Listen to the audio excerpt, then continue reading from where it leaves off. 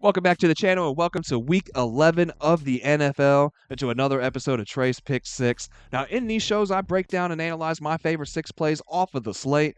Before we get into this week's action, let's go ahead and take a look back to week 10 and how that ended up going down.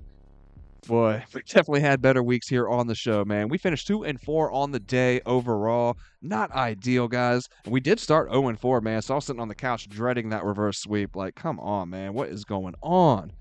Thankfully, we do cash on those last 2 plays of the day, so we don't just take a complete loss on the day. But still, 2-4, not ideal, like I said. But not going to hang my head down low, man. We're going to have bad weeks sometimes, right? It's a marathon. It's not a sprint. And overall, through 10 weeks of the season so far, sitting at a 37, 25, and 1 record. And we are up over 10.5 units. So, like I said, it's a marathon. It's not a sprint. Look, we're going to have a positive week this week, throwing that energy out there, guys. We're going to go ahead and take the positivity of being up over 10.5 units on the season and roll that into week 11.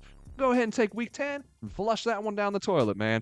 So before we get into this action, if you could hit that like button down below and hit subscribe for me, it's definitely appreciated. Now let's go ahead and get into the action for this week, guys. We're going to go ahead and jump over to Outlier for the first play of the day. We're going to be looking at David Montgomery of the Lions. We're going to be looking at an anytime touchdown for him. Now the Lions are taking on the Jaguars 1 o'clock on Sunday afternoon. I'm going to be looking at it from a FanDuel perspective. That's the best odds for a sportsbook that I have available here in Ohio, and that's where I ended up putting my play in at personally. And I was able to catch it at lower odds, right? Minus 185 is super juiced, okay? I was able to catch it at, it was either minus 170 or minus 175. However, on FanDuel, we have an anytime touchdown profit boost that we can throw on this. So when I threw that on earlier, like I said, when I caught it in that minus 170-ish range, with that profit boost, I was able to get this at minus 141. Still juiced, obviously, but for good reason, and we'll dive into that here in a moment. And at minus 185, we're probably looking at more like a minus 150-ish range with that profit boost. I still like it there, guys. I still think that there's some value there. So let's go ahead and look into this here. David Montgomery, an anytime touchdown. So if we look at him overall for the season in 2024, we can see that he has hit at a 78% rate. 7 of the 9 games played so far this season, he has found the end zone. And those 2 games that he did not find the end zone, at Minnesota, at Green Bay. 2 division rivals, 2 tough, hard-fought wins from Detroit. Now we can scroll up here to this insight from Outlier, and we can push it back just a little bit further. We can see on this insight that David Montgomery has exceeded a touchdown, half a touchdown. He has found the end zone in 12 of his last 15 games, 80% over the last 15 games. That's going back into last year, right? So he has found the end zone quite a bit with this Detroit Lion team. We can scroll down just a little bit further here. Let's go ahead and look at let's look at his rushing attempts, right? He is splitting it evenly with Jahmyr Gibbs. Kind of a two-headed tandem there. But if we look at them in the red zone, now we see that he gets the bulk of the share, right? 55% of those snaps are going to David Montgomery as compared to 37% for Jahmyr Gibbs. So down there in the red zone, we definitely like David Montgomery to find his way into the end zone. He's getting much more opportunities there. Now, here's another thing here to keep in mind as well. Let's go ahead and scroll over and look at the Jacksonville defense against this Detroit Lion offense. Let's look at red zone efficiency. The Lions are 5th. The Jacksonville defense is 23rd. We look at scoring. The Lions are 2nd. The Jaguars are 27th. So a lot playing in our advantage here as well. And if we scroll on up here, we can see that the Jacksonville Jaguars defense is 26th overall for touchdowns against. And then that falls down to 27th when we look at them specifically against running backs. So, like I said, this one is definitely juiced, right? But with that profit boost, we can get it at some value still. So that's going to be my first play of the day. Is going to be a David Montgomery anytime touchdown. Like I said, I was able to get that at minus 141 with that FanDuel boost. It might be just a little bit higher now for you guys when you go ahead and click into that. But I still, like I said, find some value. I'd take it anywhere up to like minus 160. I think that there's still some value there. All right, next up, I'm going to be looking at the Pittsburgh Steelers, Baltimore Raven, 1 o'clock afternoon game in Pittsburgh. I'm looking at the Steelers with the points, man. +3. We can get that over there at DraftKings right now for +102. It was sitting at, I think the line's sitting at 3.5, so we can get that down to 3 and get it for plus money. I like that a lot, guys, because I was actually looking at the Steelers on the money line. Look, I know, all right, look, Baltimore has a solid team, right? Let's go ahead and scroll over here and look at that offense. They are 1st overall in scoring, 3rd in passing, 1st in rushing yards. I mean, they're first in terms of sacks given up, second in terms of QB hits because like nobody can touch Lamar, right?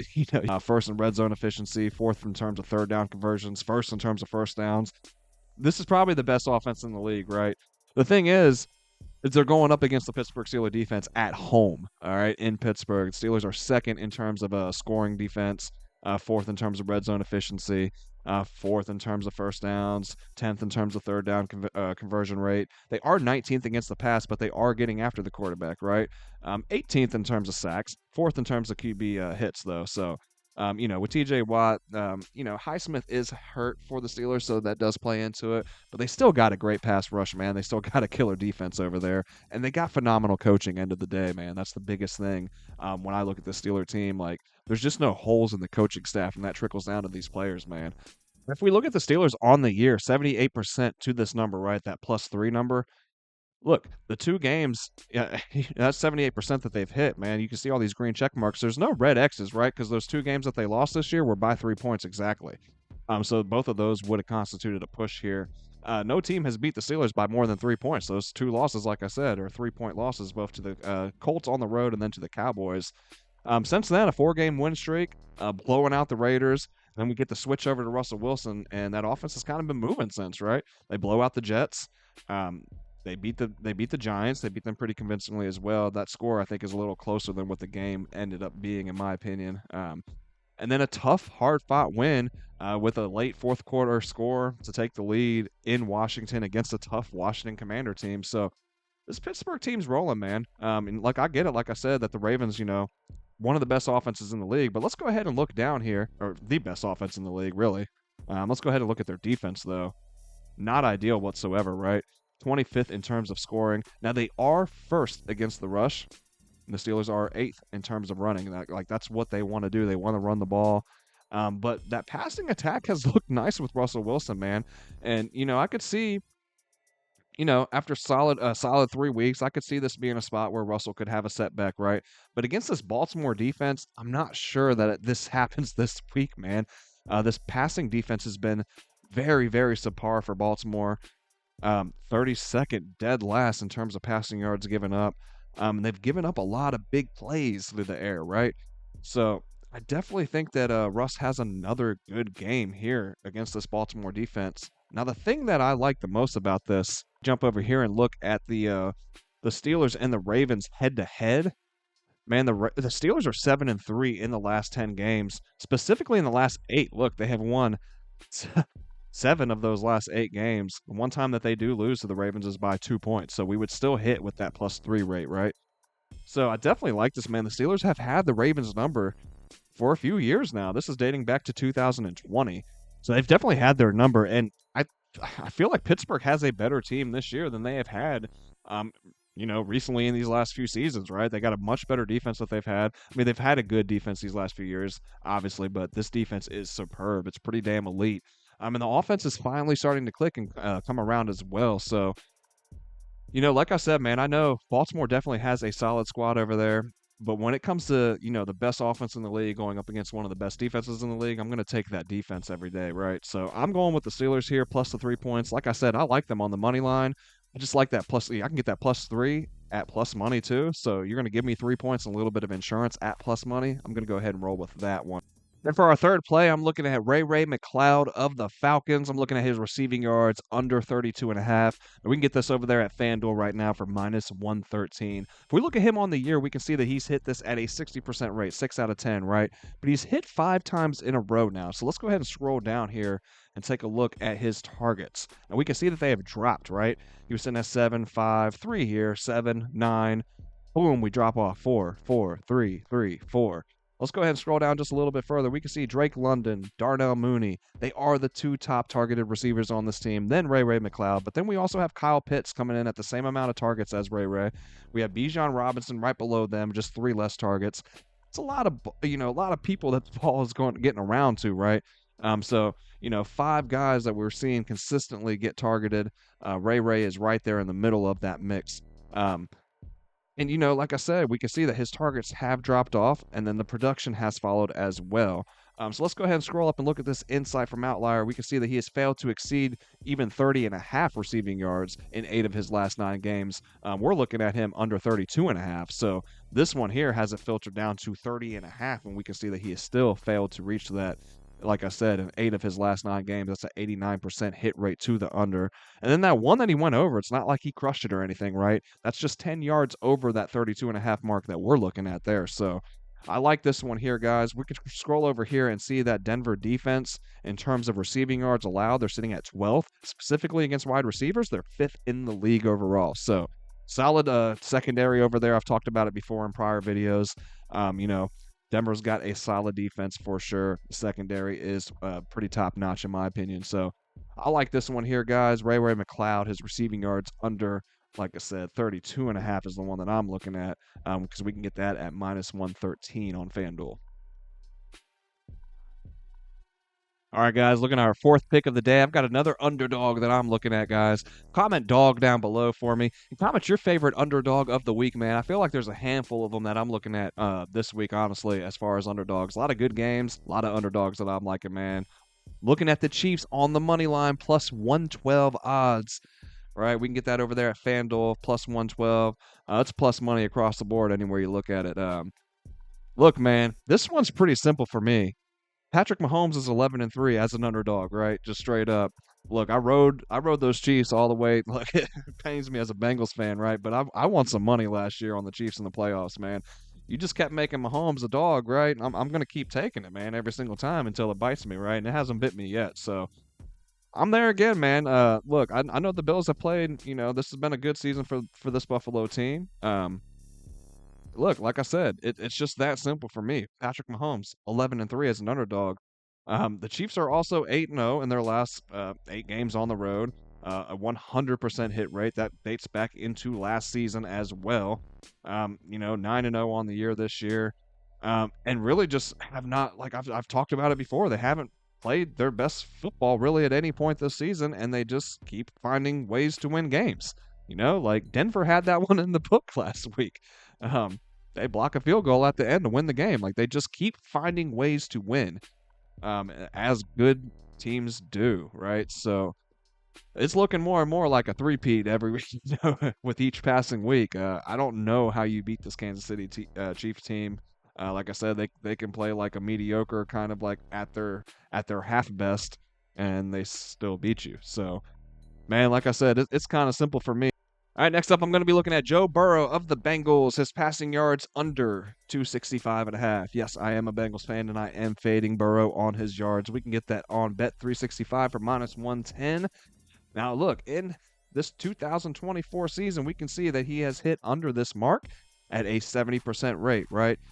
All right, so the 3 times that he's gone over is against the Washington Commanders, who were really, really, really struggling against the air there back. That was week 3, you know, and that passing defense was really struggling at that time. They were giving up the most touchdowns as well through the air going into that game. They've picked up a little bit, you know, since then, but you know, still not like there's some superb secondary back there. And then these other two, Baltimore, right?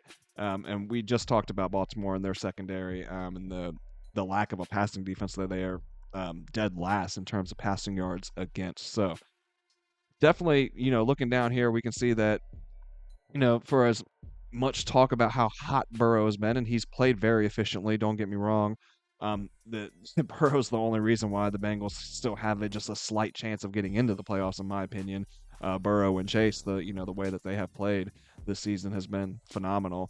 But even with that said, we are still coming under this 265.5 mark quite often this season, right? 70%, like I said. We can see that he has failed to exceed this mark in 5 of his last 6 games on the road as well. That's dating back to last season. Well, you know what?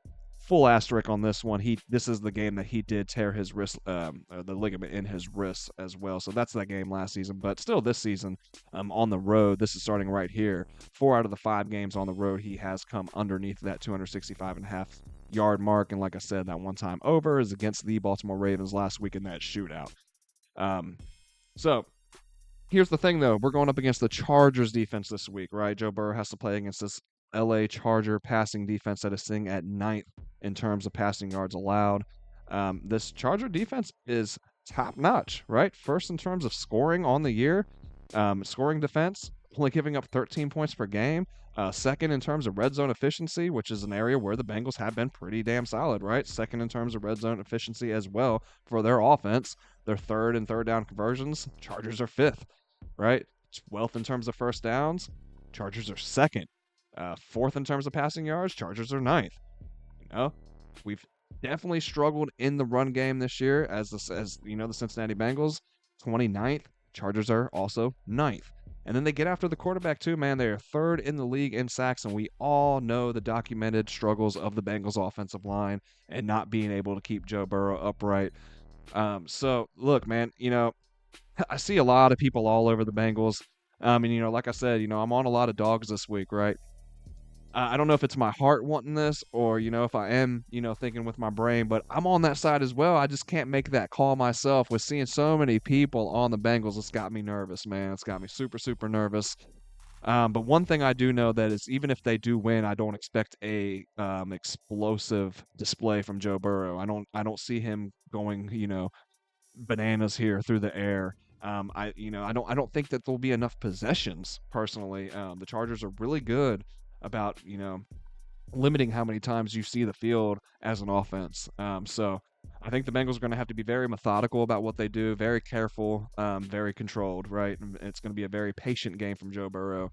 I don't see him forcing anything unless we find themselves, down in the fourth quarter, right? No, that's when I could see him trying to force the ball through the air. But otherwise, man, I think it's going to be hard to get up over this 265.5 yard mark facing a defense, like I said, that their main goal is to keep you off the field and limit the amount of possessions that you get. And they've done a damn good job of that. Obviously, this is a big indicator of that right there. They're only giving up 13 points a game. So, the little opportunities you get against this defense, you got to take advantage of. And with that said, I do expect them to try to have a balanced attack. And, hopefully we don't see Burrow drop back for 56 passes like we saw against the Ravens last week. I don't think, as a Bengal fan, I don't think that that's an efficient way to go about this game and try to beat this defense. And that definitely would not help us here with our pick as well with this passing yards for the under. But like I said, man, the proof is in the numbers right here. And also as far as Burrow and what we've seen from him this season as well. So I like this one here, guys. Joe Burrow, his passing yards under 265.5. And like I said, we can get that over there at Bet365 for a good price of -110.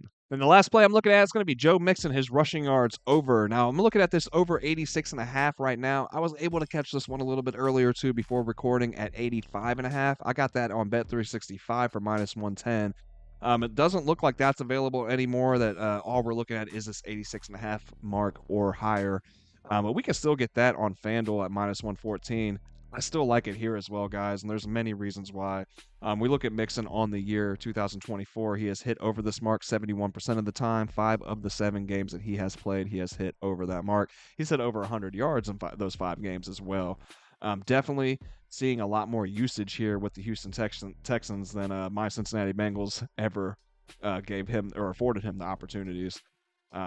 Man, I hope they're kicking themselves in the ass right now for that as well. But that's, neither here nor there. But look at his rushing attempts, right? He's definitely getting the rock. He's definitely getting his touches and having his chances. And Mixon's that type of running back, man. The more you feed him, the more he's going to produce. It's just how he's always been. He's exceeded this 86.5 rushing yard mark 4 of his last 5 games versus bottom 10 defenses for rushing yards allowed, which is this Dallas Cowboy defense, right? 31st in terms of rushing yards allowed, 24th against running backs specifically, but not a good rushing defense at all. They've definitely struggled there this year. And like I said, with that insight, we can see that here. Let's filter that down. 4 out of those 5 games against teams in the bottom 10 for rushing defense, he has hit over that mark. So, guys, that is going to do it here for another episode. Hope you guys enjoyed the content. I hope you found it helpful and useful. And if you did, please do not forget to hit that like button down below and hit subscribe if you haven't already. That way you don't miss out on any of the content that we are dropping here on a daily between Ev, Tassos, and myself. That's going to do it, man. I hope we have a positive week this week. Let's get back on the winning side of things. Let's have some green check marks when we do the recap next week, right? No more X's, man. Let's have a bunch of green over there. So, best of luck to everybody. Drop your favorite plays down in the comments too, man. Have a great week 11. I'll see you next week for week 12.